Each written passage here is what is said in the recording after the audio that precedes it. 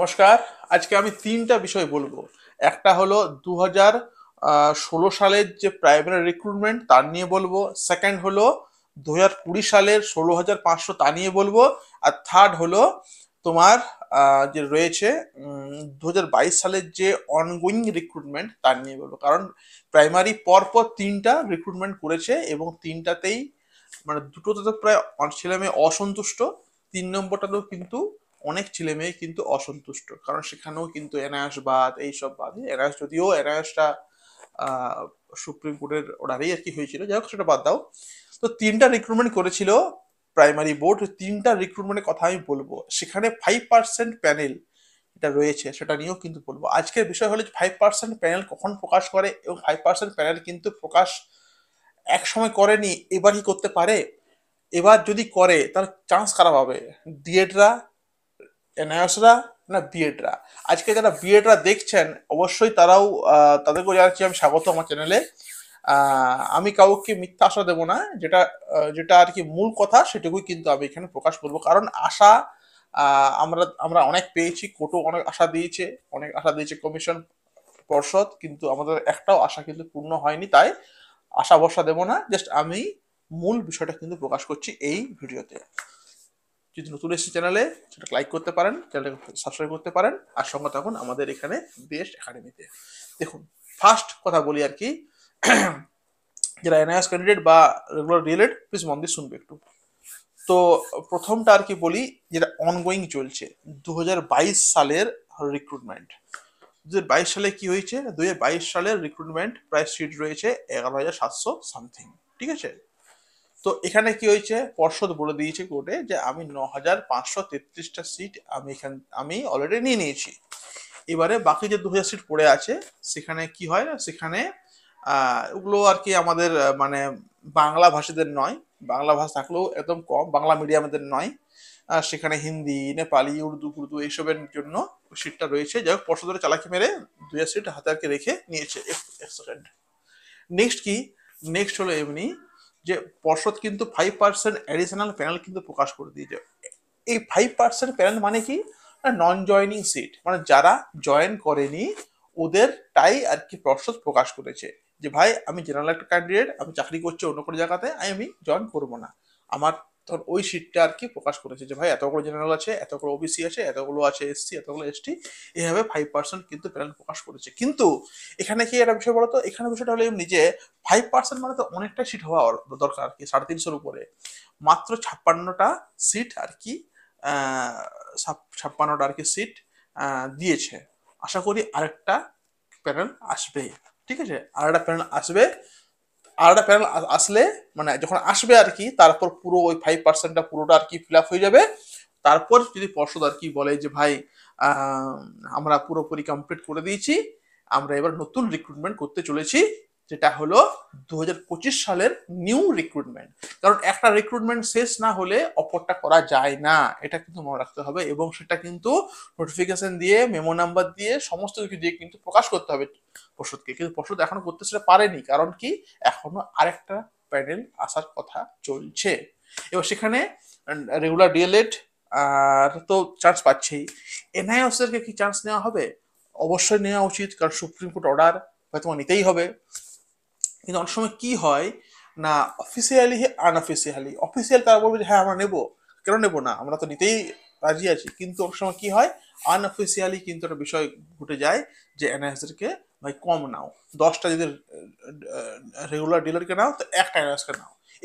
এমনি যদি করে তাহলে কিন্তু বড় খারাপ করছে পর্ষদ, কারণ এরকম অন্যায় করা উচিত নয়। কারণ এনআইএসটাও কিন্তু একটা, কি বলবো, এনআইএসটাও কিন্তু ওরাও বৈধ, ওরাও ভ্যালিড।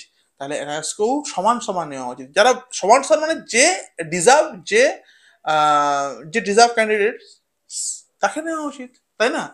সেখানে রেগুলার ডিলেট বা এনআরএস নেই, কোনো ক্লাস নেই, কোনো দ্বন্দ্ব নেই।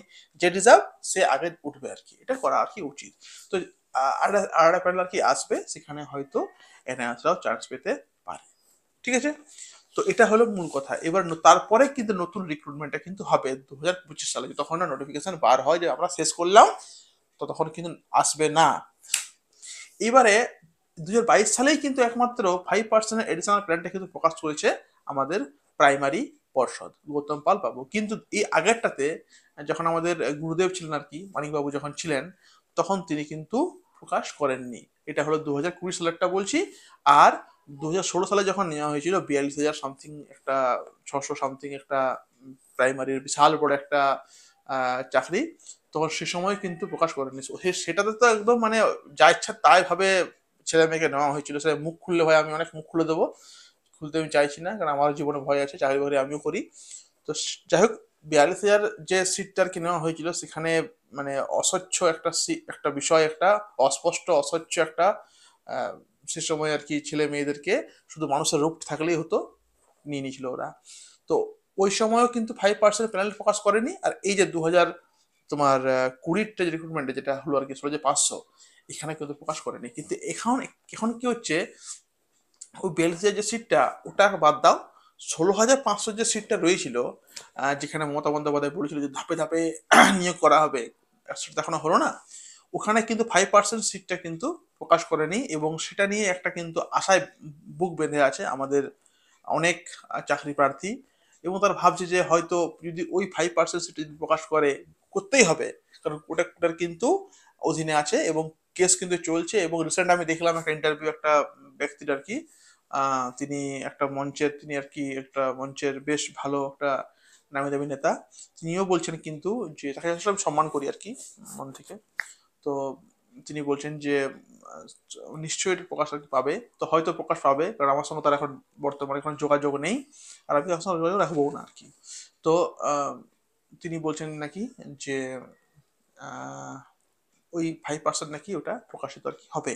তো সেটা হলে বেশ ভালোই আর কি হবে। আমি ঈশ্বর, আমি আর কি প্রে করবো যাতে এটা প্রকাশ হয়ে যায় এবং অনেকের মুখে হাসি আর কি ফুটুক। তো 5% প্ল্যানটাকে প্রকাশিত হতে পারে, কিন্তু কখন হতে পারে জানা নেই আমার। প্লিজ কেউ ফোনও করবে না, কি মেসেজও করবে না। তো ওই একটা বিষয় আর কি হতে পারে। তো সেটাই বলবো আর কি, যে বিএড, এবং এবারে তাহলে বিএড যদি ওখানে যদি প্রকাশিত হয়, তাহলে কিন্তু কিছু কিছু বিএড ওখানে কিন্তু জব পেতে পারে। ওই 2020 সালের যে রিক্রুটমেন্ট, সেখানে কিন্তু কিছু কিছু বিএড আর কি পেতে পারে, কারণ ওই সময় বিএড এর একটা রুলস ছিল। রুলস চটপট চেঞ্জ হবে না যে ভাই ওই সময় ডিএড কিন্তু, ওই সময় রুলস ছিল বিএড এ, তো ভাই সব ডিএড কে দিয়ে দিই, অমনি কিন্তু হয় না। একটা চলতি একটা রুলস, একটা একটা যে যে নাম্বার দিয়ে, যে মেমো নাম্বার দিয়ে একটা নোটিফিকেশন জারি করা হয়েছে, সেইটাকে তোমার মানতে আর কি হবে। ঠিক আছে, এটা কিন্তু নিয়ম বটে। এবারে এই পর্ষদ তো কোনো নিয়ম মানে না, না, পর্ষদের কাছে কোনো নিয়ম নেই। ওদের কাছে ওরা বলে না সে পুষ্পা ঝুঁকেগা নেই, ওইটা ওরা হয়ে গেছে যে ওরা ঝুঁকবোই না কারোর কাছে। আমি যেটা যে রুলসটা বলছে পর্ষদ, যেটা রুলস বলছে আর কি সুপ্রিম কোর্ট বা হাইকোর্ট, ওরা খুব কম আর কি মানে। ঠিক আছে, তো এইভাবে আর কি বিষয়টা আমি আলোচনা করলাম। তো এবারে মূল বিষয় হলো যে দেখা যাক কখন বার হয়, শেষ হয়, এটা হয় কি না বা কি হয়। কার কেমন লেগেছে ভিডিওটা অবশ্যই কমেন্ট করবে, আর পারলে লাইক করবে, সাবস্ক্রাইব করবে, আর সঙ্গে থাকো আমাদের বিএস একাডেমিতে। Thank you.